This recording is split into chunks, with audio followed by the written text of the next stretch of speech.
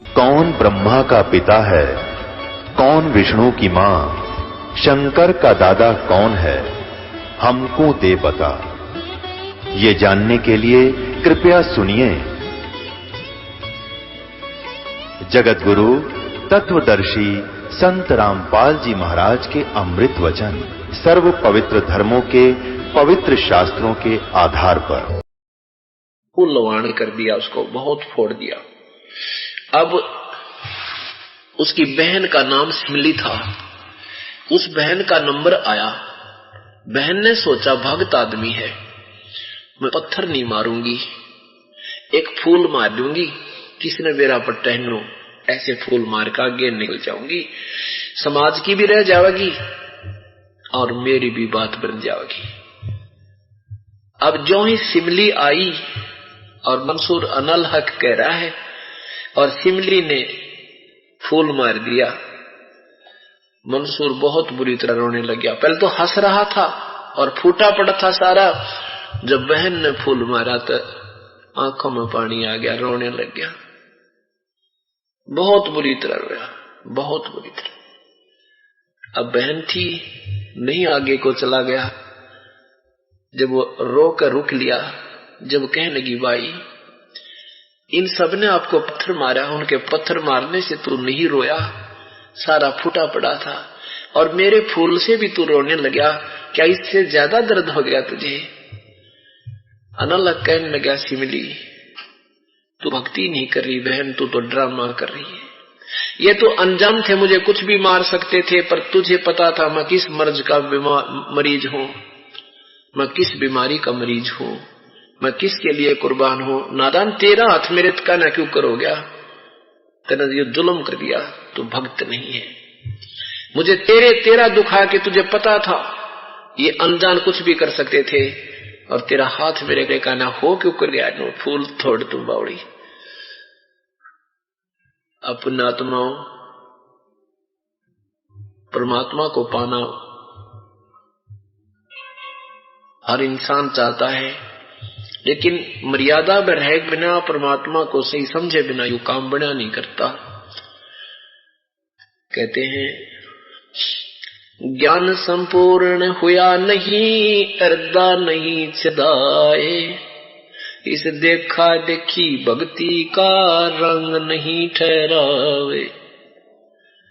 ज्ञान पूरा हुआ नहीं, हृदय में ठेस पहुंची नहीं कि इस भक्ति बिना गुजारा नहीं हमारा, चाहे कुछ भी हो जा। वही इंसान इस मार्ग पर खरा उतर सकता है। बाकी देखा आगे एक आधा काम ठीक हो गया, दो ना हुए तो छोड़ गए, कहते वो भक्त नहीं। देखा देखी भक्ति का यो रंग नहीं ठहरा है। तो क्या किया? अब वो माना नहीं, अनल हक सारे गांव ने पत्थर मार दिए। फिर कहा, आदेश हो गया उनकी कमेटी का कि इसका हाथ काट दो, नहीं मानता है तो। कहा क्या हाथ काट देंगे, तू बंद कर दे इसको बोलना। कहा उसने, मंसूर ने, अनल हक काट दो, काट दिया। बोला दूसरा भी काट देंगे, तू मत बोल रहा अनल हक, दूसरा भी काट दिया। अब छोड़ दिया। कुछ दिनों में देखा कि दोनों हाथ भी पूरे हो गए। अगले दिन उसके हाथ भी पूरे हो गए, और फिर अनल हक करता घूम रहा है। उन मान बढ़ाई के भूखे ईर्ष्यालु लोगों ने न्यों नहीं देखा, देख भगवान ने कैसा अचरज किया है, अब तो चरणों में गिर जाए इसके। लेकिन नहीं, जिसको जरा सा कोई गुरु पद, कोई संत पद वो प्राप्त हो जाता है, तो वो ईर्ष्या नहीं छोड़ सकता। राज तना सहज है भाई, सहज त्रिया का नेह, मान बढ़ाई ईर्षा दुर्लभ तजना ये। घर भी छोड़ सकते हो, राज्य भी त्याग सकते हो, पत्नी का मोह भी त्याग सकते हो, लेकिन राग द्वेष ईर्षा और मान बढ़ाई ये नहीं छूटती प्राणी पे। और जब तक ये नहीं छूटेंगी तब तक वो प्रभु मिले नहीं। फिर क्या किया कि उन्होंने फिर कमेटी बनाई, मीटिंग करी कि ये नहीं मान रहा है, ये काफिर हो गया है। कहा इसको फूंक दो। उसको टुकड़े टुकड़े काट दिया, काट के और जला दिया।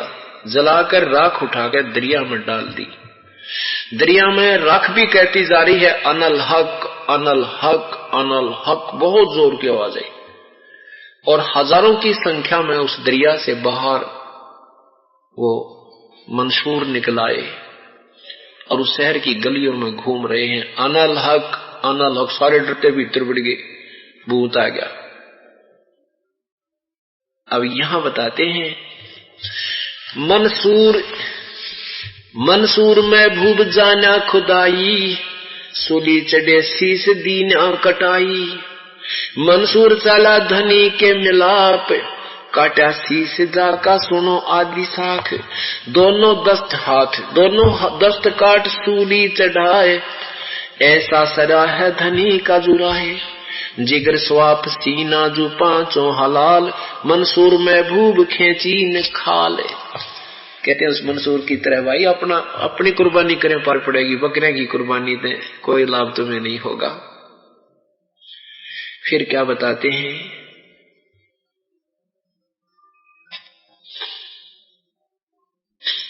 तस्बी गले बिच ऐसे बंदे को जो कयामत धरी, काटे गौ शीस जौ से डरी।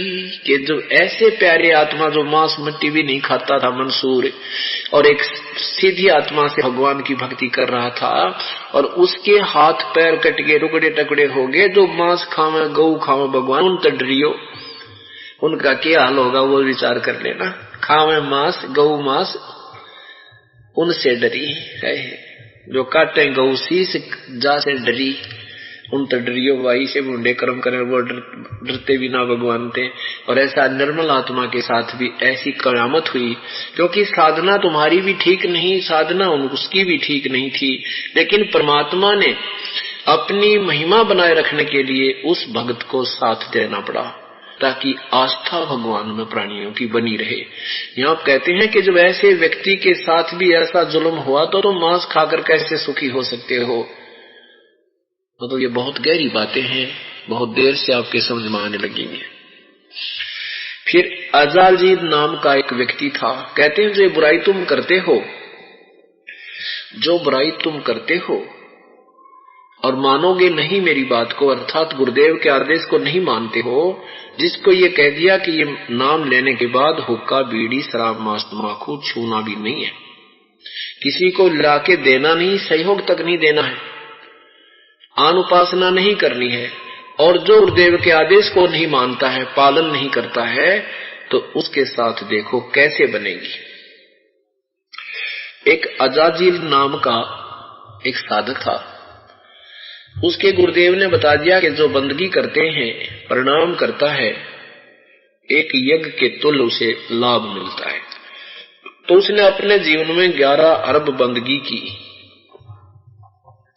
जब उसका अंत आया, उस प्रणाम करने के यज्ञ पुण्य से उसको ऊपर जाकर के एक बहुत बड़ा स्थान मिलना था, बहुत बड़ी पोस्ट पद मिलना था, देव पद मिलना था। उससे पहले वहां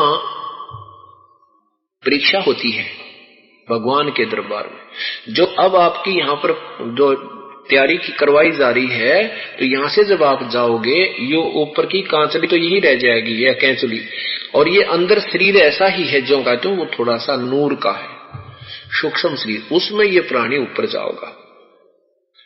और वहां जाकर के आपको ऐसे ही गुरुजी बैठे दिखेंगे, और वहां पूरा सत्संग सा हो रहा होगा।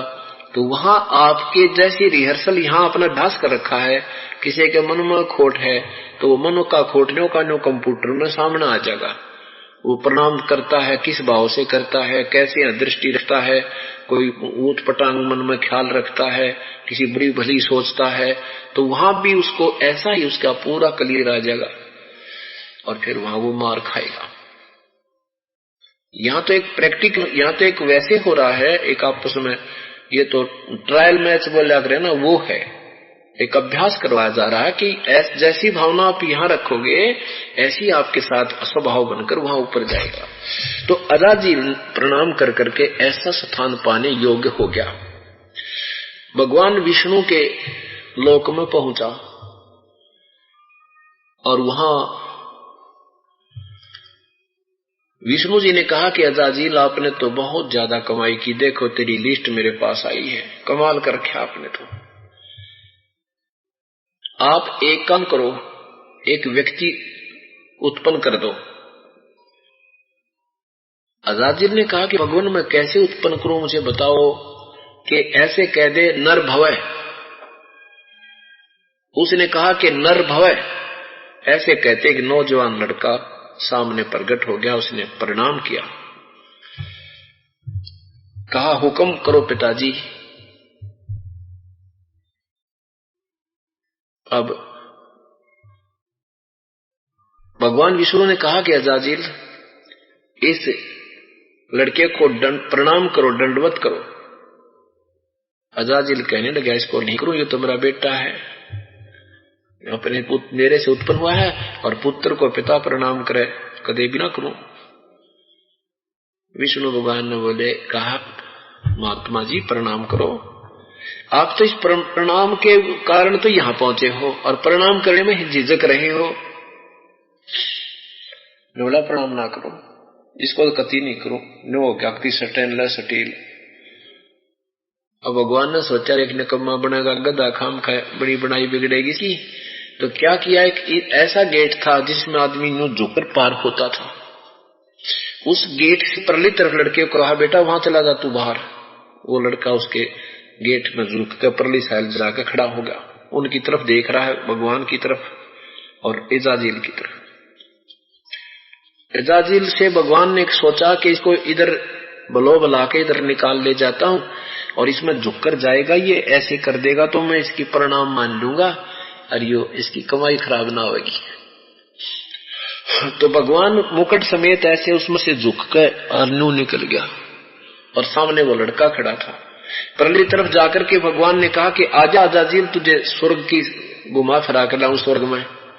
जो बोला मैं खूब जानू, आप सलिया वो तो आप सोचते हो मैं झुक कर न्यू आ जाऊंगा, फिर न्यू कहेगा देखा ना करवाया दी मैंने प्रणाम तेरे, सारी जानो मैं। वो सारी जाननिया हो गया, सरज्जा बन बैठा निकम्मा, अकल का चोर बन गया वकील, मैं ना हूं कति भी। भगवान ने कहा अजाजिल आजा मेरी बात मान ले, बात बिगड़ जाएगी, कति भी ना हूं, सारी जानो मैं।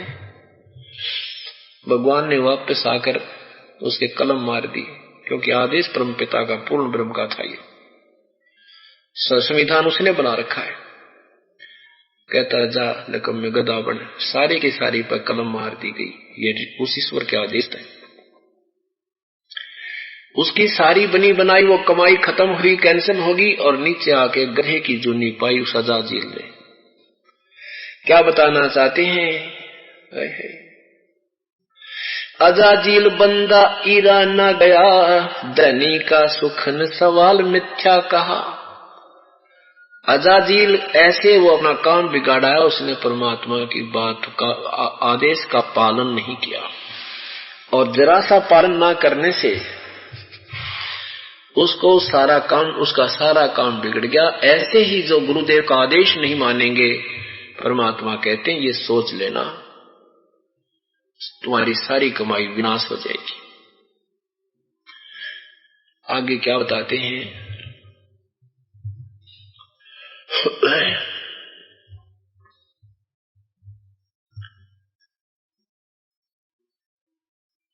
जैसे मन तू पावेगा अपना किया रे, भोगेगा अपना किया रे। मन तू पावेगा अपना किया रे, भोगेगा अपना किया रे। राजा राम की कार उलंगी, गई सीता लंक मंझारे। राजा राम की कार उलंगी, गई सीता लंक मंझारे। 10 मस्तक रावण के काटे, विभीषण को राज दियो रे। मन तू पावेगा अपना किया रे, भोगेगा अपना किया रे। क्या बताते हैं? कि आप मानते नहीं बालक हो, और संत के वचन का उल्लंघन करने से कितनी हानि होती है उसका दृष्टांत देते हैं, उदाहरण देते हैं। कि जैसे वनवास था, भगवान राम को सीता जी और लक्ष्मण जी सारे दोनों साथ थे। वहां सीता जी ने सबने मिलकर एक छोटा सा बगीचा बना रखा था, उसमें फूल फाल ला लिए, झोपड़ी डाल रखी थी। रावण का मामा मारीच एक स्वर्ण मृग बनकर उस बाड़ी को, उस फुलवाड़ी को तोड़ने लगा। तो सीता ने कहा कि ये मृग मुझे लाकर दे दो, मुझे बहुत प्यारा लगता है। राम ने बहुत समझा कि मारीच जंगल में 100 प्रकार के जानवर आते हैं और क्या करेंगे यहाँ पर वो मानी नहीं, जिद कर दी। तो भगवान राम जब चलने लगे तो राम उसे लक्ष्मण से कहा, लक्ष्मण या तो तू आना नहीं मेरे पीछे, यार जंगल का काम है, कोई भी घटना घट सकती है, अकेली सीता को छोड़ना नहीं, और यदि ये मजबूर कर दे मैं लेट भी हो जाऊं तो एक ये मंत्र पढ़कर तू ऐसे चारों तरफ स्कूटिया के एक लाइन लगा देना और इसको कहना कि इसे बाहर नहीं आओ जब तक हम आए। ऐसा ही किया गया। पीछे से क्या हुआ कि रावण आ गया एक बाबाजी बनकर और उसने कहा माई आटा डाल दो। सीता कहने लगी आ जाओ महाराज जी, यहां झोपड़ी के निकट आकर ले जाओ। अब साधु रूप में जो ही रावण आगे को चला तो वो जो लाइन लगा रखी थी, वह कार दे रखी थी, उसके निकट जो ही रावण आया तो उसमें से इतनी भयंकर अग्नि निकली कि रावण 10 कदम पीछे भाग गया। और फिर कहता है कि माई तूने साधु को मरवाना था क्या, तुझे महापाप लगेगा, तुझे श्राप दे दूंगा। श्रापों से बहुत डरा करते, पहले ये संत साधु तो सांप के से होते हैं, पुछड़ी पापा टेकते डंक मारा करते, सब डरते थे। अब सीता ने सोचा साधु है ये तेरा क्या करेगा, कौन सा शेर थोड़ा ही है, तू जाके और लाइन पार करके डाला। इतना सोच के आटा लेकर लाइन तो बाहर गई थी और यहां से बाजू पकड़ ली और कंधे पर घेर के और चल पड़ा आकाश मार्ग पे, बिलखती रहेगी। अब देखो पुण्यात्मा, आपकी सोच और संत की सोच में बहुत अंतर होता है। अब राम ने जो कहा था तो सीता ने मानना चाहिए था, अपनी सोच से नहीं करना चाहिए था कि जरा सी लग गए, एक कदम तो लगेगा। वो एक कदम ही उसके लिए कितना भयंकर सिद्ध हो गया। 12 वर्ष तक रावण की कैद काट का आई, वहां खाना न पीना न बुरा हाल, रो रो का बुरा हाल हो गया इसका। उधर राम रो रहा है, लक्ष्मण न्यारा रो रहा है, ना जाने कितने दुनिया के लाल वर्गे वहां उसको छुटवाने के लिए। तो यहां परमात्मा याद दिलाते हैं कि यदि तुम्हें परमात्मा पाना है, गुरु वचन निश्चय कर माने हैं, पूरे गुरु की सेवा ठाने। ये कोई बालका की कही वाणी नहीं है, इस उदाहरण दे रहे हैं कि संत के वचन को टालने से तुम्हें इतना भयंकर परिणाम मिलेगा। आप अपनी सोच से कहते हो कि फर्क पड़ा, एक बीड़ी दपी है तेरा गजरे, थोड़ा सा भी मर्यादा भंग होते काल ऐसा झपटा देगा जैसे सीता को रावण ने दे दिया था। और पुण्यात्माओं, ये बहुत गहरे विचार की बातें हैं और इन पर अमल करोगे तभी हम आगे को चल पाएंगे। क्या बताते हैं कि कुछ हमें विकार छुटवाने से परमात्मा प्रेरित करते हैं कि किसी ना किसी तरह यूं ना तो यूं किसी ना किसी तरह तो ये अपने इन बुराइयां न छोड़ दो। ये सारी सत्य है, ये सत्य घटना घटेंगी, हमने जरा सी लापरवाही करी तो हमें बहुत इसका भयंकर परिणाम भोगना पड़ेगा।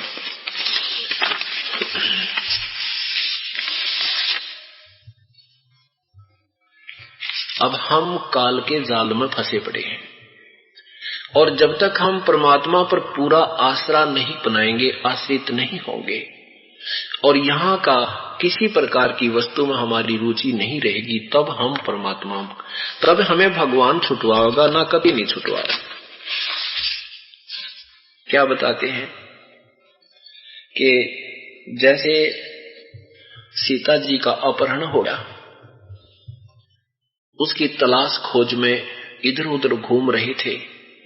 हनुमान जी आकाश मार्ग से उड़कर भगवान श्री राम का कंगन लेकर न वो अंगूठी लेकर के, श्री राम ने कहा था कि हनुमान जी ये अंगूठी देखकर वो पहचान लेगी मेरे को कि तू मेरा भेजा हुआ व्यक्ति है, नहीं तो तेरी शकल न देख कर वो डर जाएगी वह और बात भी नहीं करेगी तेरे तक। और उसकी कोई पहचान लाना, तो कहते हैं भगवान वो आदेश श्री राम के आदेश से घूमता घूमता ढूंढता ढूंढता हनुमान जी छलांग लगाई, वन 9 लखा बाग था रावण का, और वहां सीता को एक पेड़ के नीचे बैठा रखा था। अब ज्यों ही उसने छोटा रूप बनाया, छोटे से बंदर का रूप बनाया हनुमान जी ने। एक सिद्धि होती है, पहले सिद्धि बहुत होती थी, क्यों सतयुग से साधना करते हुए आ रही थी पुण्यात्मा, फिर उनमें तब तक कमाई रह रही थी वह, तो वो छोटा बंदर का रूप बना के वृक्ष के ऊपर बैठ गया और ये गतिविधि देखने लगा कि ये कैसे रहती है, यहाँ के लोग कैसा व्यवहार करते हैं माँ के साथ। तो उसने सारी गतिविधि देखी और सीता की हालत देखी, बैठी है, कभी रो रही है, कभी आंखें फाड़ कर देख रही है, कभी ईश्वर को याद कर रही है। कुछ देर में ऊपर से हनुमान जी ने भगवान श्री राम की अंगूठी जो लेकर गया था वह डाल दी। सीता ने वह अंगूठी पहचानी, ऊपर देखा तो एक बंदर बैठा है, बहुत रो पड़ी, बोली बंचर ये कहां से ले आया तो अंगूठी, मेरा पति खा लिया किसी ने, ये तूने और संदेशा दे दिया, मेरा दुख बढ़ा दिया बहुत बुरी तरह।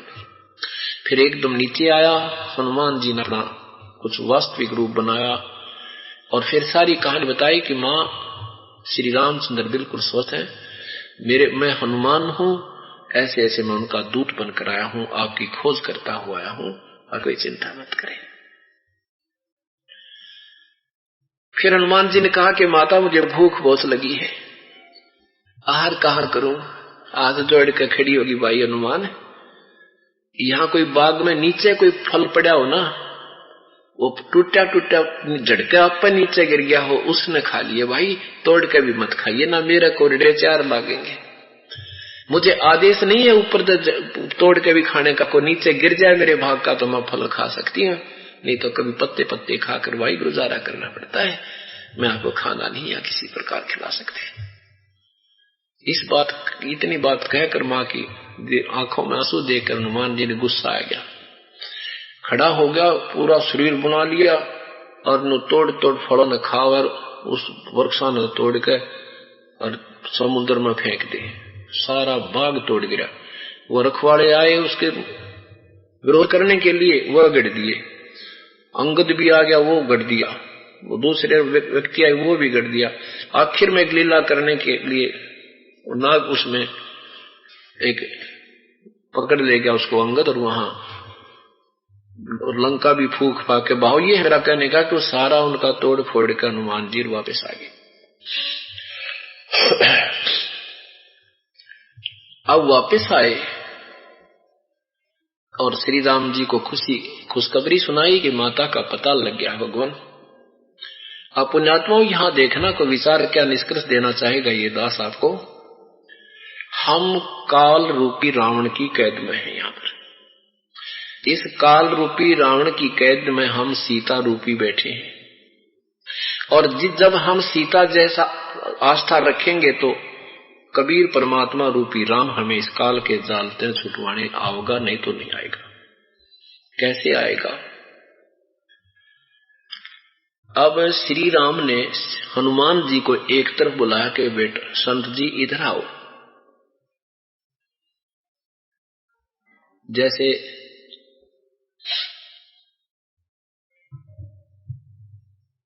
ये पुलिस वाले पूछा करते हैं CIDC करके, यानी उसी के मुंह से ये कहलवा लेते हैं घुमा फिरा कर, जैसे वकील लोग होते हैं तो उसी को कहा देते हैं, उसका दोष एक्सेप्ट करवा लेते हैं। ऐसे तरीके से हनुमान जी से प्रश्न उत्तर श्री राम ने किए। क्या पूछे? हनुमान जी, भगत जी रोटी कहाँ खाई आपने? रावण के महल में गए होगे, बड़ा बढ़िया भोजन, कैसा भोजन बनाते हैं वहां रावण के घर पे? अब हनुमान जी के कौन से बालक थे वो भी समझे थे श्री राम कौन सा स्टेशन पकड़ रहे हैं। अब श्री राम जी ये सोचना चाहे थे जय वो अच्छा फिर पूछते हैं कि गले में सीता ने बड़े सुंदर हार पहन रखे होंगे, क्योंकि रावण तो बड़ा धनी राजा है ना, कैसे कपड़े पहन रखे थे, बड़े सुंदर कपड़े पहन रखे होंगे। क्या वो रावण के पास जाती थी, क्या देखी हो तूने? अब वो देखना ये चाहते थे कि यदि सीता ने रावण को समर्पण कर दिया है और उसकी उसमें आस्था हो चुकी है तो हम उसको लेने नहीं जाएंगे, छुड़वाएंगे नहीं, क्यों दुनिया मरवाई। और यदि उसकी चाह उसमें बनी नहीं है और हमारी चाह घटी नहीं है तो फिर कुछ सोचेंगे। इस दृष्टिकोण से हनुमान जी से श्री राम वार्ता कर रहे हैं, हालचाल पूछ रहे हैं और हनुमान जी के उत्तर दे रहे हैं। आदरणीय गरीबदास साहिब जी की अमृतवाणी में कितना सुंदर चित्रण है। अरे वंचल क्या खबर कपिलाए। अरे वंचर, श्री राम पूछते हैं हनुमान जी से, अरे वंचल क्या खबर कपिलाए। कपि माने बंदर को कहते हैं कपि, कि हे बंदर खानदान, कपि खानदान के क्या खबर लाया तू।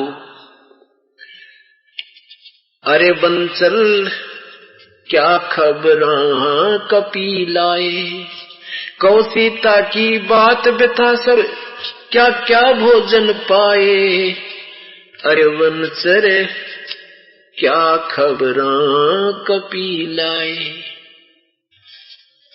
कैसी प्रीत करी तुम सेती, कैसी प्रीत करी तुम सेती, व्यंजन कहाँ जमाए। कहो हनुमत संत जन मेरे, तुम भूखे रहे अकधाए। कैसी प्रीत करी तुम सेती, व्यंजन कहाँ जमाए। कहो हनुमंत संत जन मेरे, भूखे रहे अकधाए। कैसा विनोद कैसा बदन विनोद सती का, बूझत हूँ मन लाए। क्या पौनिक पटंबर पैरे, हार डोर गल छाए। कहा सिंगार अचार करत है, रावण से जा जाए। सुरमा सिल्क से जा बैठी, ना तुम बदन छुपाई। श्री राम पूछ रहे हैं कि कहो सीता की बात व्यथा सब, ये क्या क्या भोजन खाए, तने कहाँ कहाँ भोजन पाए, और व्यंजन कहाँ जीम कराए तुम। कैसी प्रीत करी तुम सेती, तेरे को कितना प्यार से बोली, कहाँ तूने भोजन खाए, कैसे कैसे कैसे आहार किया। कहो हनुमंत संत जन मेरे, तो भूखे रहे कधाए। पूछा क्या भूखा रह गया। कैसा बदन विनोद सती का, बूझत हूँ मन लाए।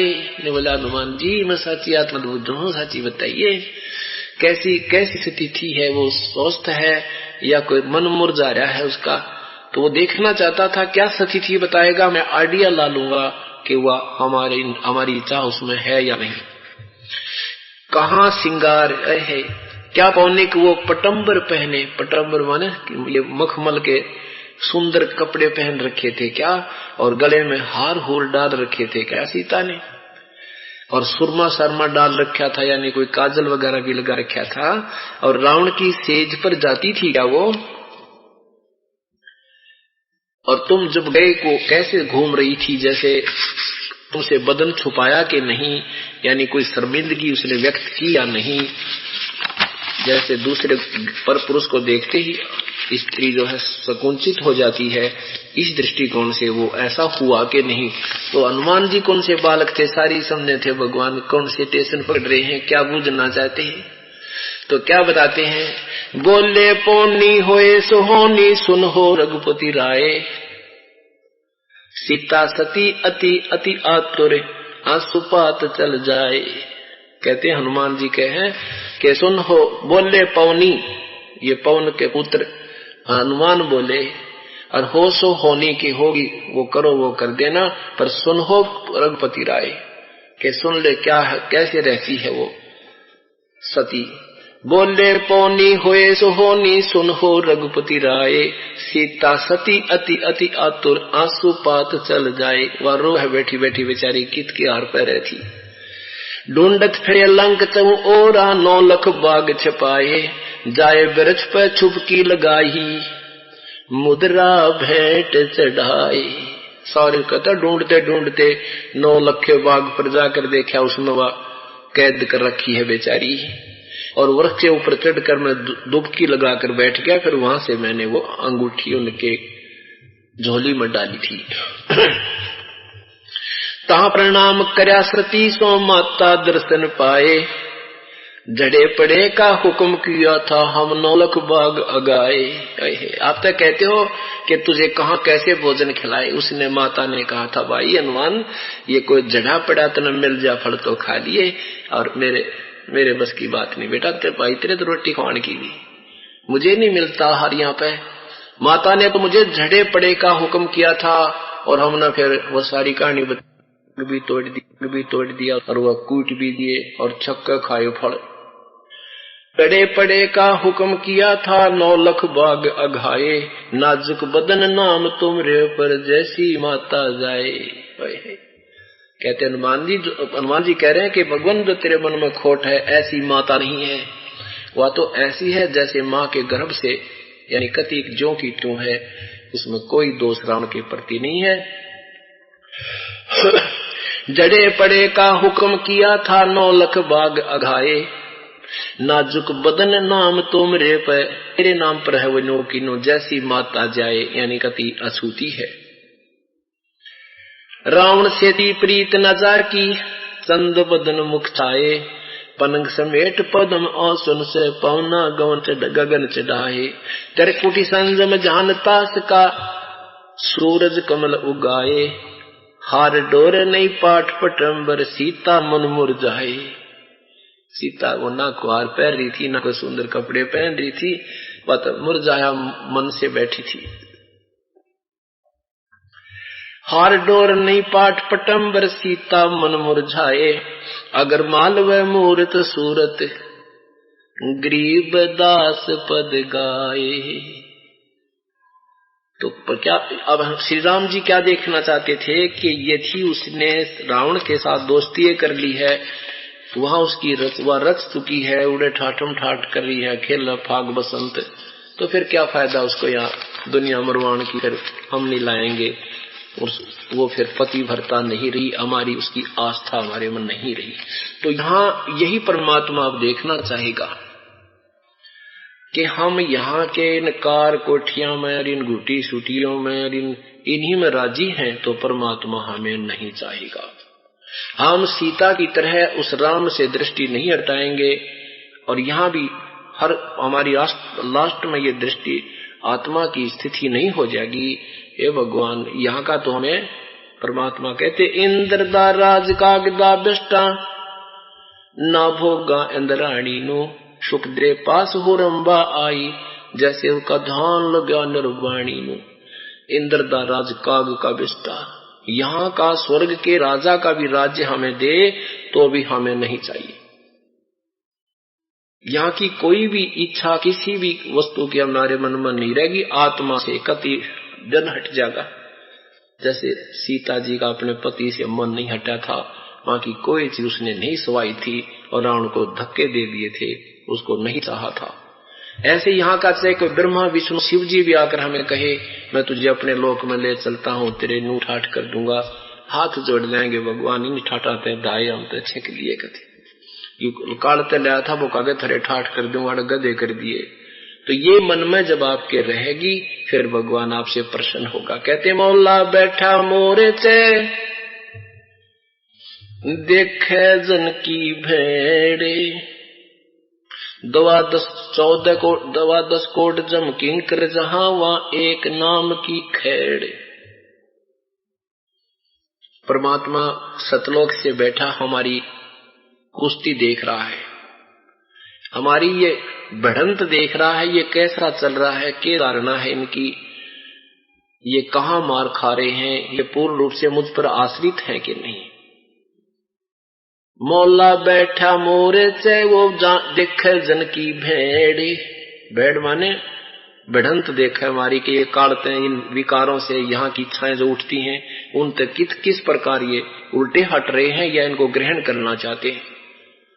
और फिर जब आपके ऊपर आपत्ति आएगी, यम के दूत आपको घेरने लगेंगे मान लीजिए, तो कहते हैं वहां नो नाक लियो, आए मां मर गया, आए बाबू पिताजी आ जा ना, कहते ये नाम सिमरण श्वास का कर देना।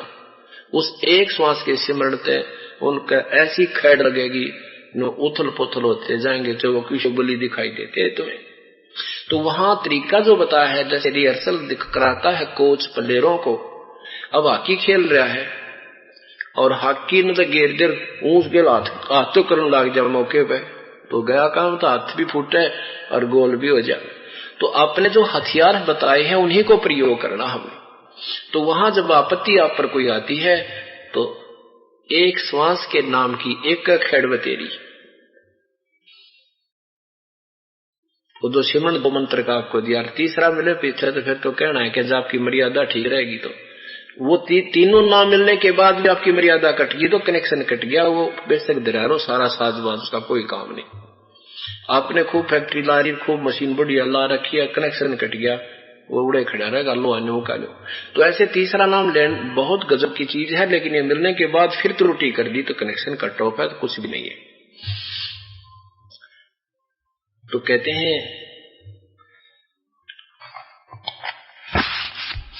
बाजी से राजी नहीं ये संतान नाल खुशहाले, मल अखाड़ा जीतेंगे ये युगन युगन के माल। कितनी प्यारी बात कही है। परमात्मा उससे प्रसन्न नहीं है जो संसारिक यहाँ की सुविधाओं की तरफ आसक्त होता है, यहाँ की लोक लाज को देखता है। ब्याह में गया था, शर्मानते ने न्यू कर दिया, उससे परमात्मा प्रसन्न नहीं होगा। बाजी से राजी नहीं वो संतों नाल खुशहाले, जो संसारिक लोगों को के लोक लाजमा का अपनी मर्यादा भंग करते हैं उनसे परमात्मा प्रसन्न नहीं होगा। और उन संतों से वो खुशी है, संत वही है जो सीधा चाले। गुरु वचन निश्चय कर माने, पूरे गुरु की सेवा ठाने। पूरे संत न सेवा, पूरा संत की शरण आवे और फिर उसके एक एक वचन पर खरा हो जावे। फिर उसके लिए क्या बताते हैं, कौन होंगे खरे? मल अखाड़ा जीतेंगे ये युगन युगन के माल। माल कहते हैं पहलवान को। ये युगा युगा के पहलवान यही इस काल के खाड़े न जीतेंगे। इन जिस पर बीड़िया ना छूटती वह किसके पहलवान वो 5-6 महीना धक्के खा के उड़े रह जाएंगे कितना। तो ये जो सब विकार छोड़ेंगे वह पहलवान युगन युगन के माल। दास ने देखा है जो कति ऐसे चैंपियन के दारू न्यू गए थे, पी के सोया करता, उठते पीण लागी जाता, सारे दिन गगन तारे रखा करता। और जिस दिन से ये नाम लिया है उसी दिन से त्याग दिया है। वो माल था, वो पिछले संस्कार का, पिछले पुण्य कर्मों का धनी था, वो भगवान का पिछले जन्म का भी वो भक्त रहा था। उसने तुरंत ही वो विकारों को पटक दिया ठाक है, यानी उनको पराजित कर दिया। उनकी कुश्ती में वो जीत गया पहलवान और विकार हार गए। और जिसके विकार ही ऊपर चढ़ रहे हो पहलवान को ना, वो भक्त नहीं बना है। तो कहते हैं बाजी से राजी नहीं ये संतान नाल खुशहाले, मल अखाड़ा जीतेंगे ये युगन युगन के माल। ये बहन बेटी भाई बुजुर्ग नल छोटे छोटे बच्चे तो सत्संग में आ रहे हैं और ये वो माल है। कै जन्मा की पहलवान कश्ती कुश्ती का तैयार है। हम ये साधना करते करते अब लास्ट गेम आ गया, समझ लेना। अब लास्ट मैच है, ये आखिरी, ये युग फिर सूत नहीं बैठेगा आपका। तो कहते हैं यही जीतेंगे युगन युगन के माल, उस परम पिता को यही पाएंगे। फिर क्या कहते हैं भगवान, समझा है तो सिरधर पाओ, बोर नहीं रे ऐसा दाव। यदि तुझे समझ में आ गया है कि मानव शरीर बार बार नहीं मिलता, मानव शरीर मिल गया तो ऐसे संत और ये मार्ग नहीं मिलता, और मनुष्य शरीर प्राप्त करके भक्ति नहीं की तो ये जीवन व्यर्थ हो जाएगा तेरा। समझा है तो सिर धर पाओ। सिर पे पांव रखना, इतना तेज दौड़ना जैसे आपत्ति में कीते कदम टेक्या करे। जैसे पहले छोटे छोटे से थे ना, और कोई काम बस घर के पहले क्या हुआ करता, एक पहला पौड़ी होती, फिर एक साल होती, साल के पास एक सोपा हुआ करता, कति बंद कमरा कोठड़ा सा, और मोमबत्ती दीवे जाए हुआ करते, दिन में तो उनको भी नहीं लगाने दिया करते घर के। तो शाम के समय जब उसमें कहते ना, उस सोपे में लास्ट कमरे में अंधेरे में लाइए चीज उठा के, वो लड़का बच्चा कोई चीज उठाने चला जाता, और बाहर से कोई नु कह देता ना, छोटा दूसरा भाई आलिया भूत, कीते डांक मारा करते नु, बाहर खड़े पाते, इतनी स्पीड से भागते उस कमरे में। तो कहते समझा है तो सिर दर पाओ और बहर नहीं रे ऐसा दाओ। समझ में आ गया है तो इतनी स्पीड पे, इतने वेग से लग जा कि भक्ति पे, सिमरन पे, सत्संग सुनन में कोई से कमी पीछे मत रहना, और बेड़ा पार हो जाएगा। बोलो सतगुरुदेव की जय। पूर्ण ब्रह्म सारी सृष्टि के रचनहार कुल मालिक कबीर देव, कबीर परमेश्वर। हम कालजाल में फंसी हुई भोली आत्माओं को हमारे अपने मूल ठिकाने की याद दिलाते हैं।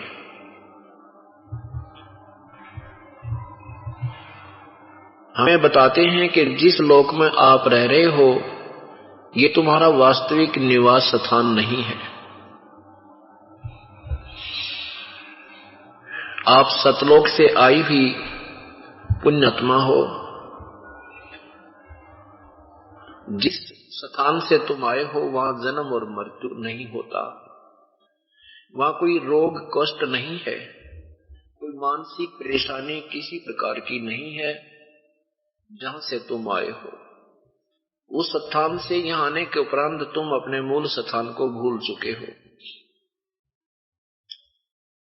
आज कोई भी व्यक्ति, चाहे वो 90 वर्ष का वृद्ध है, चाहे कोई रोगी है, भले ही किसी के दोनों पैर भी कटे हुए हैं, दोनों पैर भी कटे हैं और अन्य भी शारीरिक कष्ट भी हो, लेकिन मृत्यु नहीं जाता।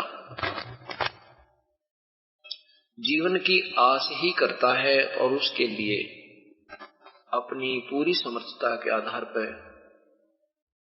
पैसे भी लगाकर अपना जीवन दान ही करवाने की चेष्टा करता रहता है। ऐसा ये भी मालूम है कि यहां ना कोई रहा ना रहेगा, फिर भी हमें ये मृत्यु अच्छी नहीं लगती।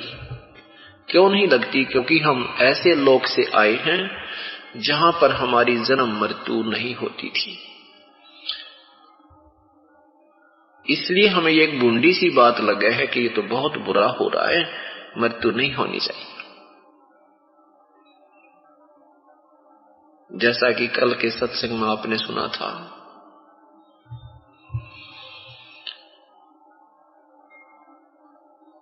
कि पतझड़ आवत देख के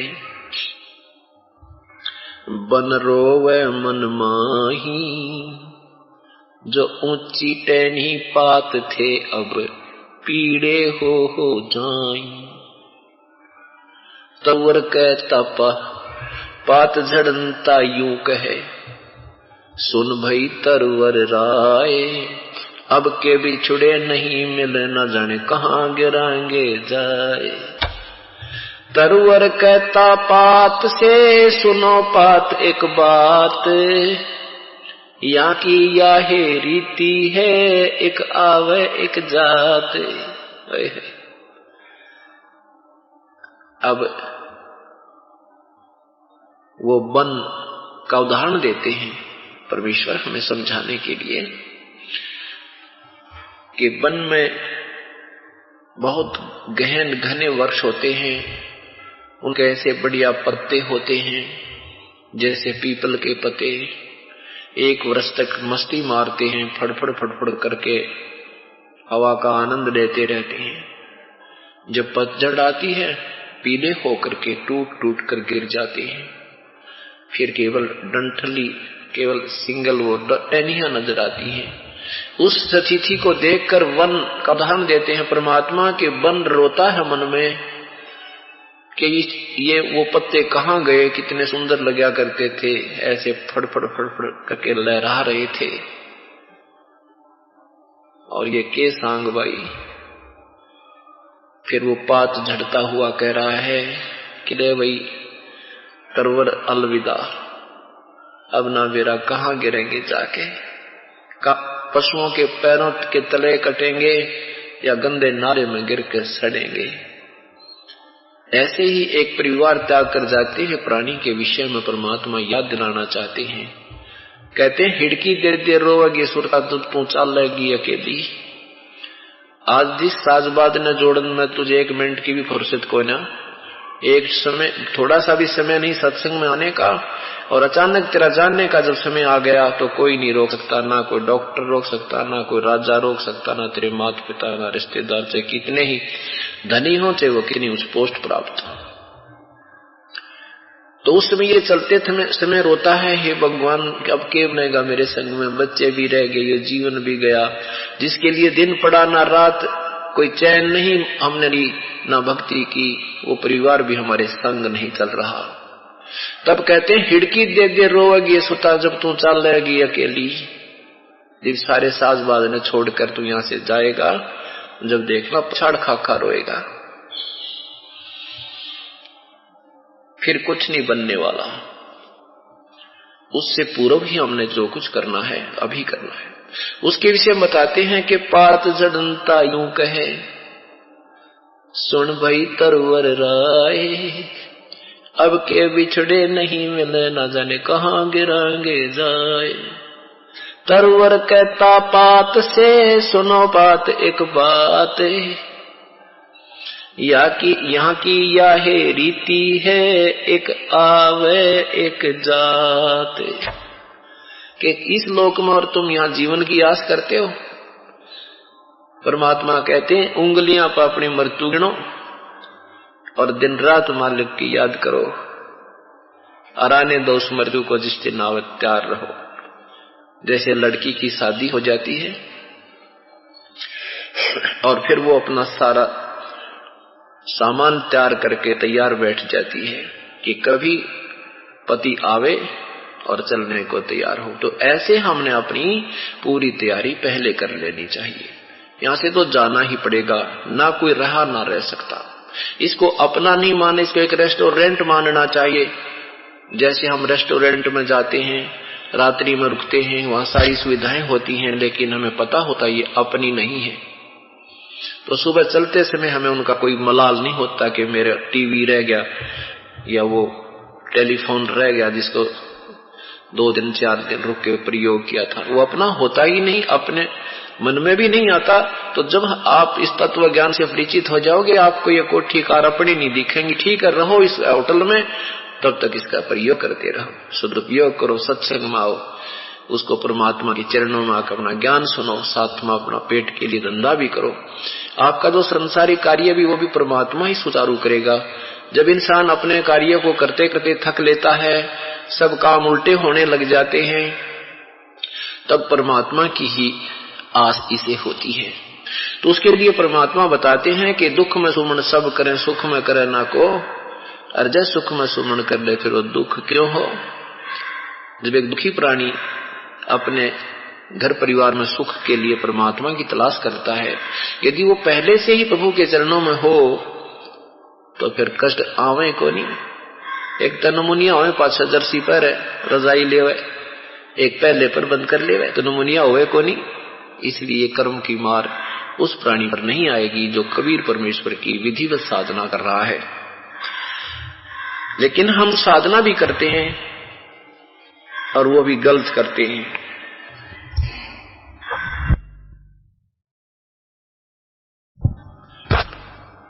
तो क्या बताते हैं कि हम जहां जिस लोक में से आए हैं वहां कभी नहीं मरते थे, और वहां जाने के बाद ही ये जन्म मृत्यु का रोग कटेगा, नहीं तो यहां पर कोई भी सथाई नहीं है।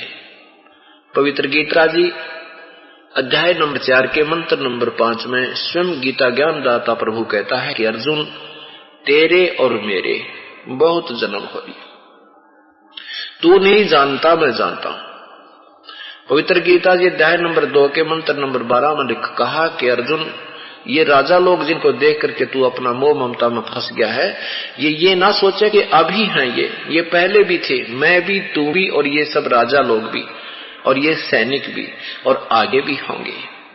गीता जी अध्याय नंबर 2 के मंत्र 17 में कहा है कि वास्तव में अविनाशी तो उसे जान जिसको मारने में कोई समर्थ नहीं है, और जिस परमेश्वर से सारा ब्रह्मांड, सब सर्व ब्रह्मांड व्याप्त है, अर्थात जो सबको चला रहा है, सबका संचालक, कंट्रोलर है। उसी के विषय में संकेत दिया है कि 15वें अध्याय के 1 से लेकर 4 तक 16 और 17 में 16 और 17 मंत्र में तीनों परमात्माओं की न्यारी न्यारी व्याख्या दी है। ये क्षर पुरुष, ये ब्रह्म है, गीता ज्ञान दाता, ये तो तुरंत ही नाशवान समझो।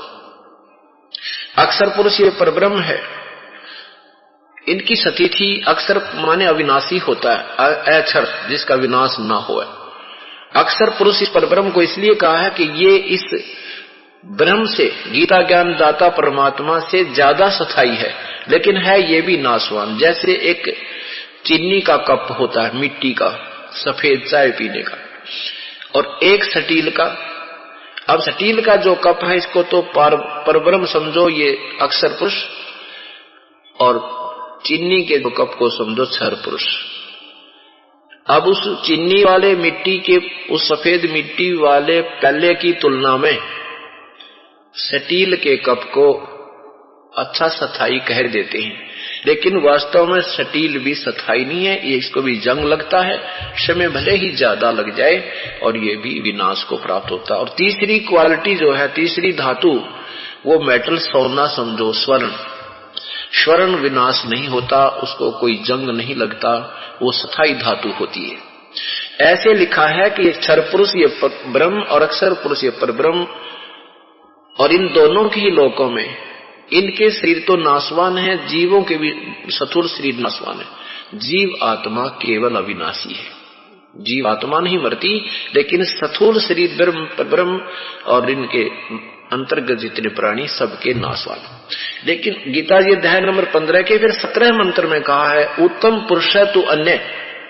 पुरुष माने प्रभु होता है, क्योंकि परमात्मा ने मनुष्य को अपने सदृश ही रचा है, इसलिए परमात्मा का प्रथम नाम पुरुष, पुरुष मीन प्रभु, और सेकंड मानव के लिए भी पुरुष शब्द प्रयोग किया जाता है। उत्तम पुरुष है तू अन्य, वो वास्तव में श्रेष्ठ प्रभु तो इन दोनों से भी न्यारा है, सही भगवान तो इन दोनों से भी न्यारा है। और परमात्मा इति उदाहरते, जिसे भगवान कहा जाता है, जो भगवान की संज्ञा में पूर्ण है, और यही तीनों लोकों में प्रवेश करके सबका धारण पोषण करता है। अविनाशी परमात्मा अव्यय ईश्वर है, स्पेशल लिखा है अव्यय ईश्वर है। अव्यय माने जिसका विनाश ना हो कभी भी, वो परमात्मा अविनाशी प्रभु है, सब ईश्वरों में श्रेष्ठ है, वो कोई और है। उसके विषय में अध्याय नंबर 4 के 34 श्लोक में गीता जी में लिखा है कि तत्वदर्शी संत की खोज कर वही फिर उस पूर्ण परमात्मा के विषय में तत्व ज्ञान और साधना बताएगा। उसके बताए अनुसार आप साधना कीजिए, उस परमात्मा को प्राप्त हो जाओगे।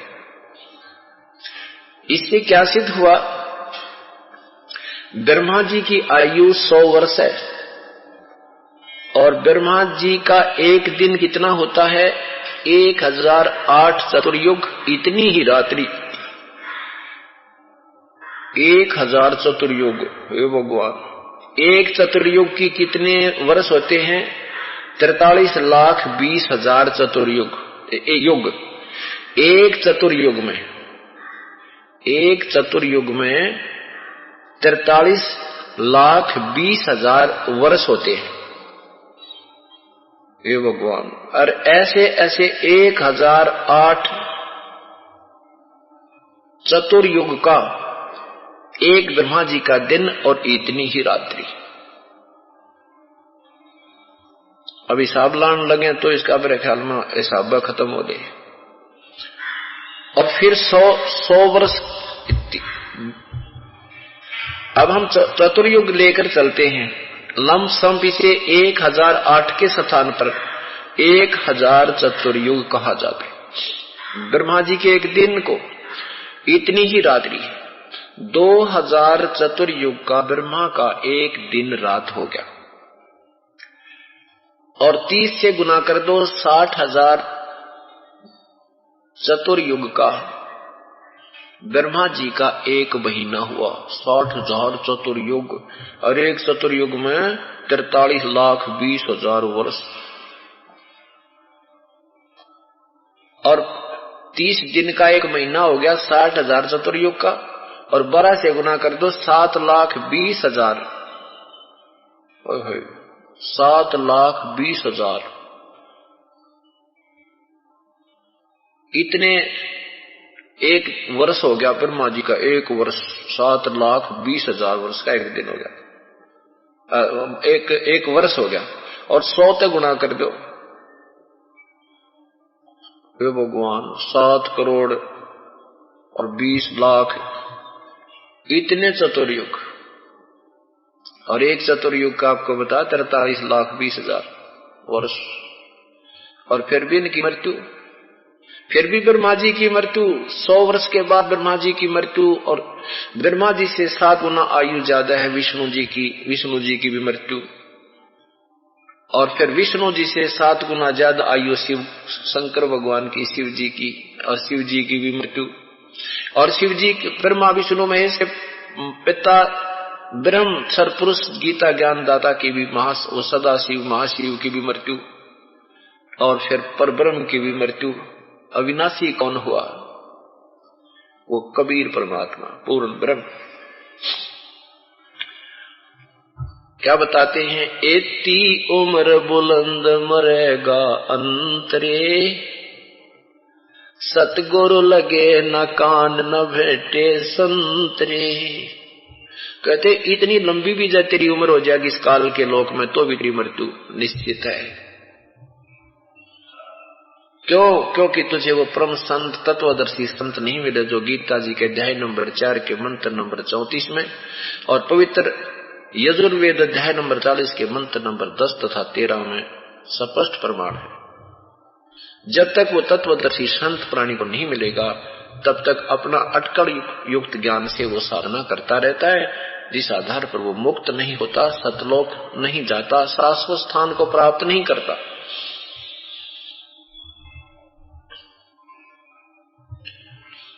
जग सारा रोगिया रे, जिन सतगुरु वैद न जाण्या। जग सारा रोगिया रे, जग सारा रोगिया रे, जिन सतगुरु वैद न जाण्या। जग सारा जन्म मरण का रोग लगा है, तृष्णा बडरी खांसी। जन्म मरण का रोग लगा है, तृष्णा बढ़ रही खांसी। आवागमन की डोर गले में पड़ी काल की फांसी। जग सारा रोगिया रे, जिन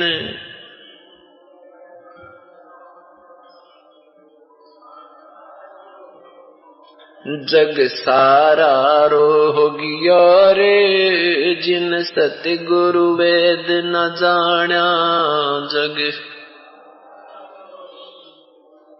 भाई साचा सतगुरु कोई न पूजै, झूठों जगपतियासी। साचा सतगुरु कोई न पूजै, झूठों जगपतियासी। अंधे की बागही अंधे न मार्ग कौन बतासी। जग सारा रोगिया रे, जिन सतगुरु वेद सारा रोगिया रे जग सारा रोगिया रे।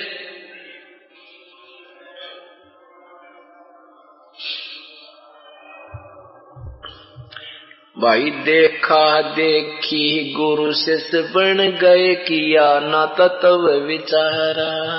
देखा देखी गुरु शिष्य बनेंगे, किया ना तत्व विचारा। गुरु शिष्य दोनों के सिर पे युकाल ठोके पंजारा। जग सारा रोगिया रे जिन्हें जग सारा रोगिया रे जग सारा रोगिया रे। जिन सतगुरु वेद न जाना,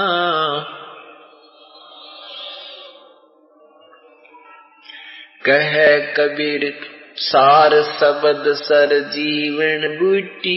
गैसे गैसे अंग लगावे, सार शब्द सर जीवन बूटी। गैसे गैसे अंग लगावे। कहे कबीर तुम सत कर मानो, ये जन्म मरण मिट जावे। जग सारा रोगिया रे जिन सतगुरु वेद न जान्या। जग सारा रोगिया रे जग सारा।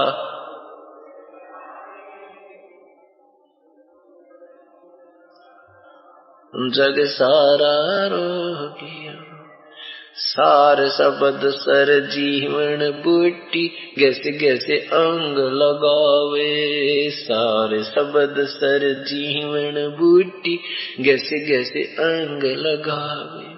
कहे कबीर तुम सत कर मानो, ये जन्म मरण मिट जावे। जग सारा रोगिया रे जिन सतगुरु वेद न जान्या। जग सारा रोगिया रे जग सारा।